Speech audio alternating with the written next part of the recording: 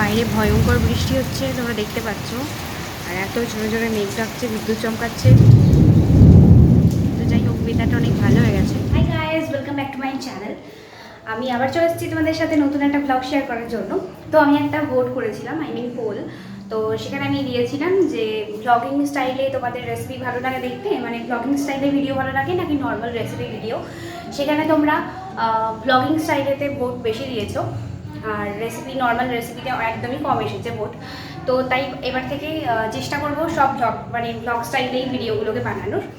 তো তার জন্য তোমাদের একটু সাথ দিতে হবে, আমার সাথে সাবস্ক্রাইব করতে হবে, লাইক শেয়ার কমেন্ট করতে হবে।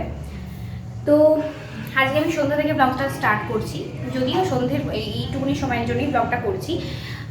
তো আজকে আমার বাড়িতে ভাই বোন সবাই এসেছে, তো তাদেরকে আমি ভাবলাম আজকে স্যান্ডউইচ বানিয়ে খাওয়াবো। আর আজকের ওয়েদারটা ভীষণ ভীষণ ভালো, চারিদিকে বৃষ্টি হচ্ছে, হাওয়া দিচ্ছে, খুব সুন্দর ওয়েদার। তো ভাবলাম যে স্যান্ডউইচ বানানো যাক। মোটামুটি ঘরের মধ্যে যা আছে সেগুলো দিয়েই বানাবো, খুব একটা বেশি কিছু লাগবে না, অল্প জিনিসের মধ্যেই হয়ে যাবে। তো চটপট বানাতে শুরু করি, এমনিতে অনেকটা দেরি হয়ে গেছে ব্লগ স্টার্ট করতে। তো চলো চটপট স্টার্ট করে দিই আমি বানানো। এখানে আমি পেঁয়াজ, ক্যাপসিকাম আর টমেটো নিয়ে নিয়েছি, এইগুলো দিয়ে আমি স্যান্ডউইচটা বানাবো। ক্যাপসিকাম একটাই আছে আমার কাছে, দুটো টমেটো আর চারটে পেঁয়াজ।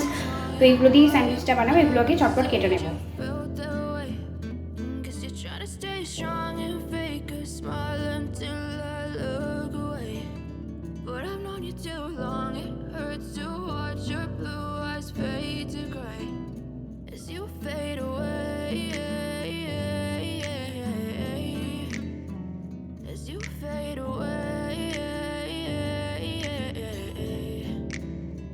Yeah, I'm about to fade away, 'cause every time I wake up I feel like it's Monday. Something's going wrong with all the chemicals up in my brain. All of a sudden I don't look at anything the same way. Gotta build up of my thoughts sitting in an ashtray. I'm sorry that... এখানে আমার পেঁয়াজ, capsicum, টমেটোগুলোকে chop করে নেওয়া হয়ে গেছে। এবারে এর মধ্যে আমি দিয়ে দিচ্ছি 4 থেকে 5 চামচ মতো মেয়োনিজ। তোমরা তার থেকে বেশিও দিতে পারো, কম দিতে পারো, তোমাদের টেস্টের উপর নির্ভর করছে। এর মধ্যে দেবো অল্প একটুখানি কেচাপ। আমার কাছে এই গ্রিন চিলি সসটা ছিল, তো আমি তার মধ্যে একটুখানি অ্যাড করে দিচ্ছি। এটা তোমরা স্কিপ করতেও পারো। এবার এটাকে মিক্স করে নেব।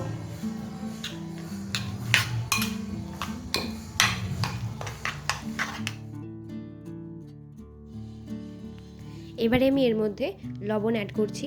আমি একদম শেষের দিকে লবণটা অ্যাড করছি, না হলে এই সবজিগুলো থেকে জল ছাড়তে পারে। এবারে লবণটা অ্যাড হয়ে গেলে তাড়াতাড়ি করে আমাদের স্যান্ডউইচগুলো বানিয়ে ফেলতে হবে।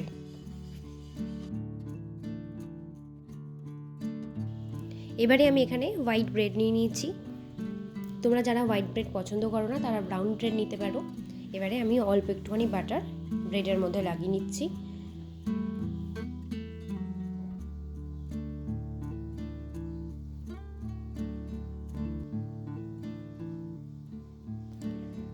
বাটার স্যান্ডউইচের টেস্টটাকে অনেক বেশি এনহ্যান্স করে, তার জন্যই বাটারটা লাগাচ্ছি। এবারে এর মধ্যে স্টাফিংটা দিয়ে দেব।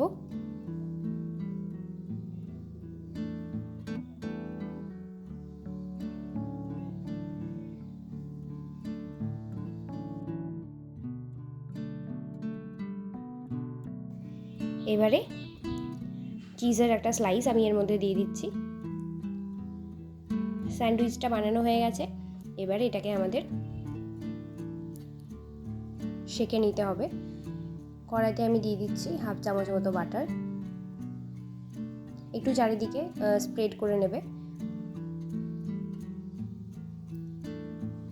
এবারে মিডিয়াম আছে এটাকে প্রেস করে করে আমাদের সেঁকতে হবে।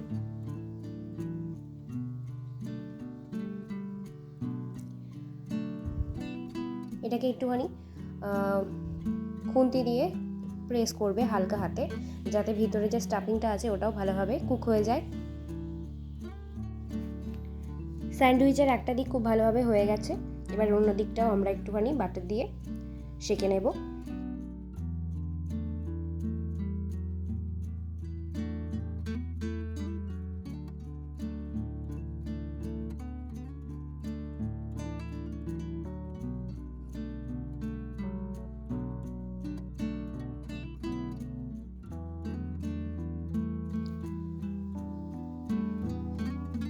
স্যান্ডউইচটা খুব ভালোভাবে রেডি হয়ে গেছে।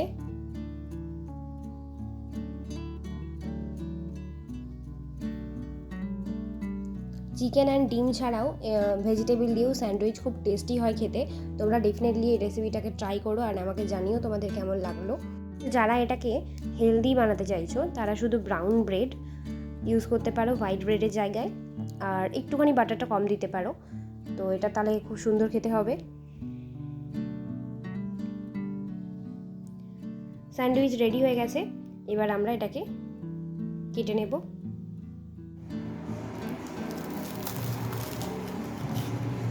ভীষণই ক্রিস্পি হয়েছে, খুব সুন্দরভাবে কেটেও যাচ্ছে, দেখতে পাচ্ছ তোমরা।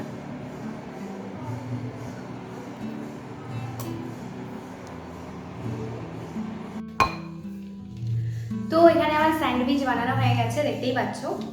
তো তোমাদের সাথে রেসিপিটাও শেয়ার করে দিলাম। বিলিভ মি, এত সুন্দর গন্ধ বেরোচ্ছে ঘর থেকে, রেস্টুরেন্টকেও ভালো বানাবে।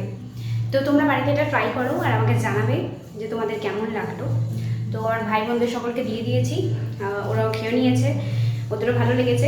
তো যদি ভালো লেগে থাকে আমার ভিডিওটা, তাহলে প্লিজ আমার চ্যানেলটাকে সাবস্ক্রাইব করে দিও, আর লাইক শেয়ার কমেন্ট করতে ভুলো না। আর প্লিজ সবার সাথে শেয়ার করো যদি তোমাদের ভালো লেগে থাকে। তো দেখা হবে অন্য কোনো ভিডিওতে, অন্য কোনো ব্লগে। Till then by.